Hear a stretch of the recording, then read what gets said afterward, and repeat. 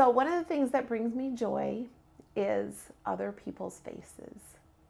And if I spent long enough with any one face, it would bring me joy. But just passing people by, the things that attract me to a face are like big, huge smiles, or people in front of my camera hate this, but I love it when they smile so big that their eyes like disappear. Oh, I love that. And they're like, I really need to try to smile and keep my eyes open. I'm like, no, I love it when your eyes squint up when you smile. Anyway, what faces bring you the most joy?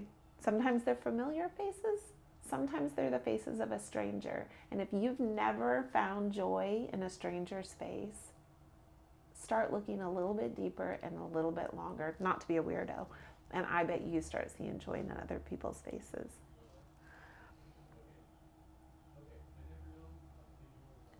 Is that bothering you, him talking? No, but I can hear it. They might want to wait. Okay. So I have a friend and her name is Emily, and Emily is always happy, always smiling. She's a banker, and even in June of 2020, she was still upbeat and happy, even though she was telling me some crazy stuff. I started to do that because I was going to say she complained a little bit. She really didn't complain a little bit. But think about it, being a banker in June of 2020, that's not a fun place to be. But Emily is always happy.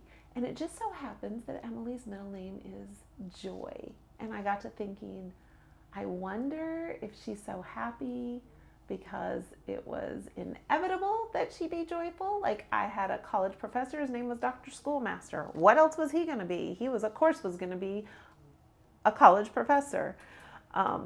But anyway, Emily is one of the people who brings me the most joy because that she just lives her name out to the fullest.